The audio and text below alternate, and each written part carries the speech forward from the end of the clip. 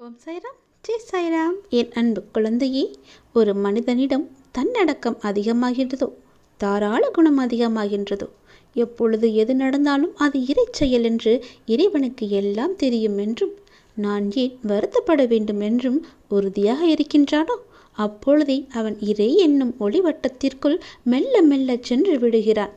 இது அவனுக்கே தெரியாமல் நடக்கும். அப்பொழுதுதான் இறையை முழுமையாக உணர்வான். ஏற்றம் என்பது இறைவன் வழங்கும் பரிசு.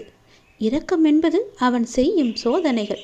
இப்போது நீ போடும் திட்டம் தோல்வியுறுகிறதோ, அப்போது உனக்கு மேலானவன் அதை நடத்துகின்றான் என்று பொருள்.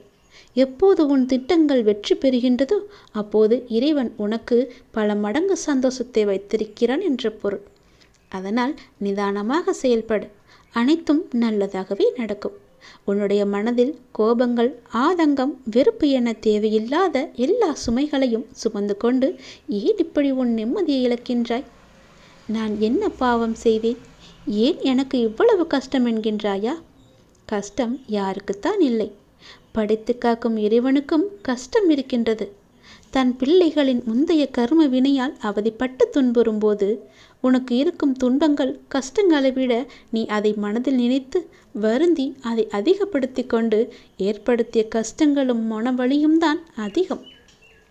துயரங்களை மட்டுமே நினைப்பதால் தான் உனக்கு நான் அளிக்கும் பதில்களை உன்னால் சரிவர புரிந்து கொள்ள முடியவில்லை. தேவையில்லாத விஷயங்களை நினைத்து நீ புலம்பாதே. முதலில் அந்த எண்ணங்களை உன் மனதிலிருந்து தூக்கி எறி. கஷ்டத்தை கண்டு அஞ்சாதே. எல்லாம் சில காலமே. நீ எதற்கும் பயப்படாதே. யாரும் துணை இல்லை என்று ஒருபோதும் நீ நினைக்காதே. அனைத்துமாய், அகிலத்தின் ரூபமாய் எல்லா பக்கமும் நான் இருக்கின்றேன். யாரும் இல்லை என்று சொல்லும்போது உன்னுடைய சாயப்பா உனக்காகவே அவதரித்திருக்கிறேன்.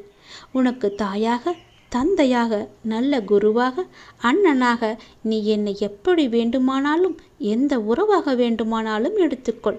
உனக்கு நான் அப்படியே துணையாக இருக்கிறேன். உன் கஷ்டங்களை எல்லாம் என்னிடம் வந்து கொட்டு. நான் அதை தாங்கிக் கொள்கிறேன். நீ மகுடமாய் உயரப்போகும் காலம் வந்து விட்டது.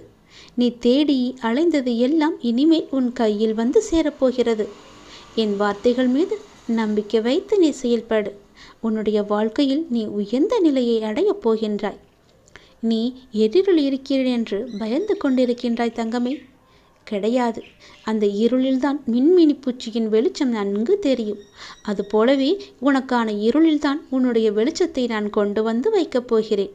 மின்மினி வெளிச்சம் போல அது பிரகாசமாக இருக்கப் போகிறது. அந்த இருள் விடியலை நோக்கித்தானே சென்று கொண்டிருக்கிறது. அதுபோலவே நாளைய விடியல் உனக்கானது. கவலைப்படாமல் சந்தோஷமாகவே இரு.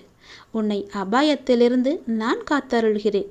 எப்பொழுதும் என் நாமத்தை நீ ஜபித்து கொண்டே இரு. நல்லது நடக்கும்.